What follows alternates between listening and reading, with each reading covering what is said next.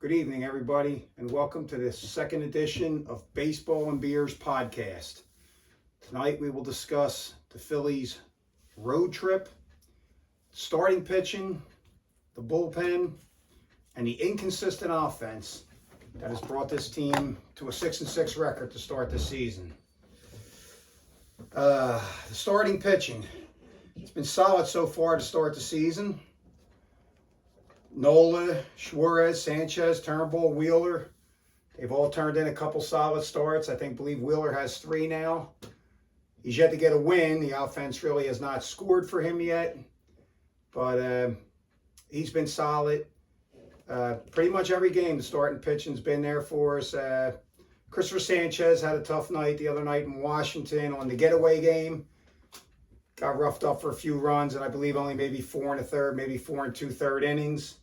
But the bullpen did the job the rest of that day. I believe went 3 2/3 innings, did not allow a run. But the offense was non-existent that day, and they lost 3-2 that day. They did win the first 2 games. They got the series win. The bullpen was encouraging. They went 10 scoreless innings in the series against Washington. The offense scored 11 runs in the series, so, almost 4 runs a game. Not bad, but with a prolific offense like this, we're expecting a lot more crooked numbers than they have put up so far this year. They've been very inconsistent. We've been used to that the last couple of years. They seem to get hot where they can, hitting homers and driving the ball in the gap and, scoring runs, stealing some bases. Doesn't seem like they played the small ball much, but they did. They were in the top 5 in steals last year, which was quite a surprise when I seen that stat. I didn't really think they were, but other than Turner and Stout, it didn't really seem like everybody else was running too much, but they were up there. And they have a chance this year to do the same. We know they'll get hot at some point. I mean, with the exception of Marsh and Real Muto, so far this year, nobody's really put it together for, a stretch here. Marsh and Real Muto have been very good so far. Harper had that 3-homer game, but he's batting somewhere around 215 right now and all. Castellanos, we know his struggles. Turner was struggling for a little bit. He started to pick it up in the last week or so. I think he's got that average up to around 270 or somewhere, but we're all waiting for the 300 Trey Turner that we thought we were going to get, and quite frankly, they really need that, especially with his poor play in the field. We know we weren't getting one of the better shortstops in the league. I believe he had 23 errors last year. He has 3 already to start this year. So, we really need to get him up around 300 with the, 27 to 30 homers, 100 RBIs, 40 steal area for him to, to be the player that they have paid to be for the next, 10 years that they paid him to be. Like I said, the bullpen was very good in Washington. They were decent in St. Louis. I believe they went 8 innings, allowed 4. So overall on the road trip, 18 innings from the bullpen, only 4 runs allowed. That's pretty good out of a bullpen. Topper went to Hoffman twice to try to close games out. He did close today's. He blew a save the other night. Fortunately for the Phils, Alec Baum came up with a big hit in the 10th in extra innings, and Gregory Soto was able to get the save, and the Phillies pulled that one out. And they won the series in St. Louis as well, 2-1, to even their record up at 6-6. So the starting pitching, like I said, it's been solid all year. The bullpen has, seems to have righted the ship since a shaky homestand. They weren't too good that first homestand. Connor Brogdon wasn't real good, and he's out in L.A. now, where I think he gave up a couple bombs last night. So he seems to be struggling out there as well, but that's their problem now. So hopefully the bullpen has got themselves straightened out, and like I said, the starting pitching's been solid. Beers tonight, we're drinking a Sweetwater IPA. It's an India Pale Ale. It's an IPA. Very good, to be honest with you. I actually tried this for the first time down in Key West 2 years ago on vacation, and I was happy to find it up here, and it's a very good, very easy beer, and that's what we're sampling tonight, sipping tonight, as one would say, or sampling. We'll see. Maybe even drinking hard. Who knows? I might knock all 4 of them down before this podcast is over. Probably not, but who knows? They are very good, and it's a highly recommended beer. So, that's delicious. Anyway, let's get to the offense. Like we said, they seem to remain somewhat of an enigma. Striking out, not hitting with runners in scoring position. Just the lack of situational hitting is mind-boggling. They have a good hitting coach in Kevin Long, and everybody raves about him. But for some reason, it just doesn't seem like this team just does not seem to be grasping the situational hitting with a first and third with nobody out. It seems like they just, there'll be a pop-up or a strikeout and then a ground ball double play. They just can't seem to get them extra runs in that they need to win games. And, that could be a problem. I know it's only April, and everyone says, it's early and, this and that, but you got the Atlanta Braves over there, and they're a consistent 100-win team. And, again, for the Phillies to win 100 games, that's going to take one hell of a year. So you have to come out strong. And they stressed that in spring training. They were going to try to come out strong. And granted, they're 6-6 right now. So it's better than the 1-5 start they had last year. And we're trying to catch up. So hopefully they can, we have a 10-game homestand coming here. And hopefully they can get on board with that. We need some more consistent hitting out of the offense. Guys are struggling. Castellanos is struggling. We know he's going to come around. He's got a track record. A couple guys I'm not really surprised, but like kind of a little surprised is that Merrifield's struggling a little bit. 167 batting average, I believe, and his OPS is not real good, and he's played a few games. Johan Rojas, we all know what's going on there. He's one hell of a center fielder. He's got great speed, but he just cannot seem to put the bat on the ball. He did have a 3-hit game the other night this week to raise his batting average to a paltry 161. So that's something to keep an eye on there. Merrifield just maybe he's a little old. Maybe he's more of a bench player now than he would be a starter.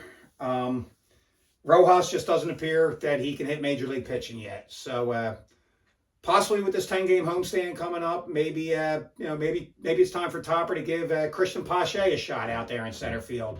He's a more than adequate fielder out there. We know he can get the job done fielding. He can run a little bit, and I would think he has a little bit better bat than Johan Rojas at this point right now. So, this could be something that maybe Dombrowski's going to have to try to correct this at the trade deadline if they can't get that going.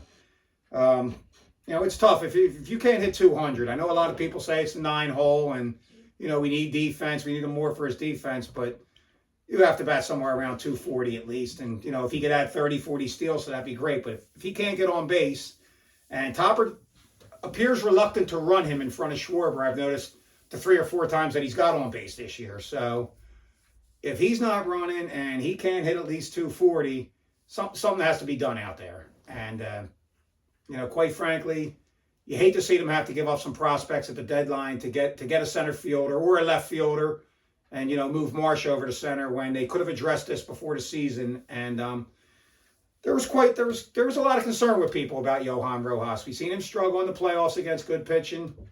The Phillies said it was going to be, the job was not his. He was going to come to spring training. He had to compete to get the job. Well, he didn't hit in spring training, and a couple guys did, and they got sent to the minors. So I don't really think there was a competition. That this was Johan Rojas' job. They were going to start out with him, give him a shot, whether it be a month, 2 months, whatever. They're going to give him a crack.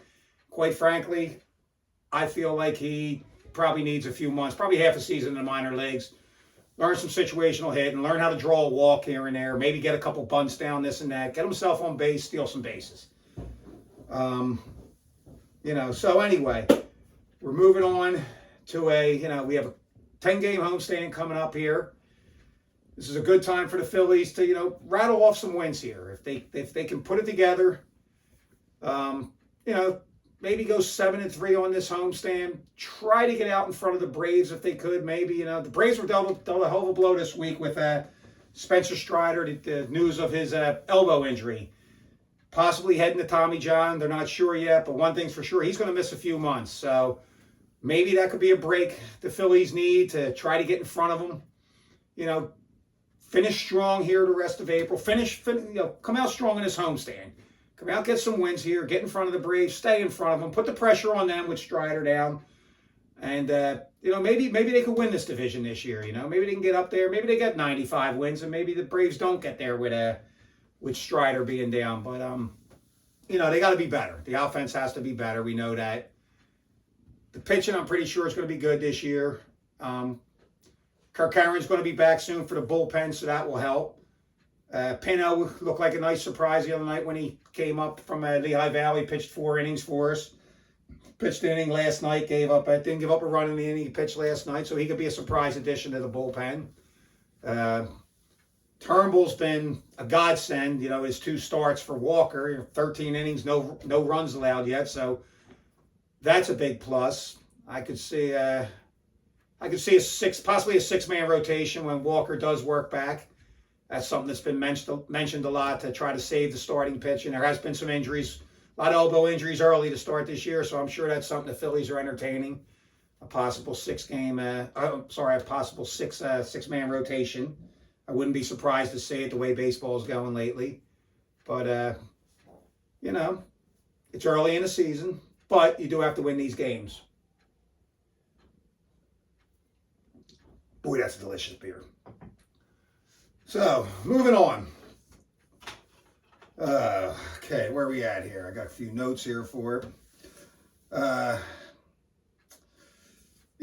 Tomorrow night's game starting. I have tickets for tomorrow night's game, but unfortunately the weather does not look like it's going to cooperate. I'm looking forward to the series against the Pirates. The Pirates are off to a great start so far. They're a good young team. Like I said, I'm very looking forward to hopefully being able to go to that game tomorrow night. Maybe the weather will cooperate. Doesn't look like it.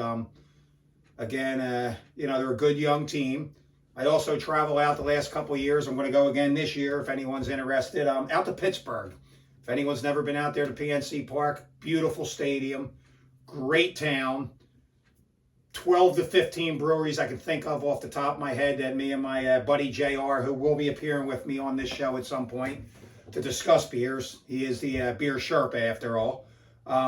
We've visited the 15 or so breweries the last couple of years. We've been out there, and we will be doing so again this year when we go out in July. So if anyone's interested in that, I can get you some information on that hotel, where to stay on the North Shore, right across from the stadium. About a 4.5 hour ride out, so it ain't too bad. Friday, Saturday, Sunday games. Really good time. So anyway, again, I'm looking forward to seeing the Pirates this week coming up, and hopefully the Phillies can go out there and they can take care of business on this homestand. So, again, we're early into the season. I'll probably be down about 20 games this year down in, you can always find me in K-Lot, usually an hour or two before any game. So, if anyone wants to join me, I'm going to hopefully try to get one of these live podcasts going from K-Lot, one of these games if I could. And, maybe a little later in the season as I get a little more accustomed to what I'm doing here, as I'm new to this. And, like I said, I'm going to have a couple guests on in the coming weeks. My buddy JR will be here talking a little more beer. I'd like to get a little more involved and probably sample a few different beers up here so we can throw some out to you. I'm a big IPA guy. Try to convert some of my buddies over from the Coors Light and Miller Lite and get them over onto these heavy-duty beers. And, see some breweries out there in the Philadelphia and Delaware County and, tri-state area. And, again, out in Pittsburgh, and we go out there. And any other road trips we take maybe this year, maybe up to New York.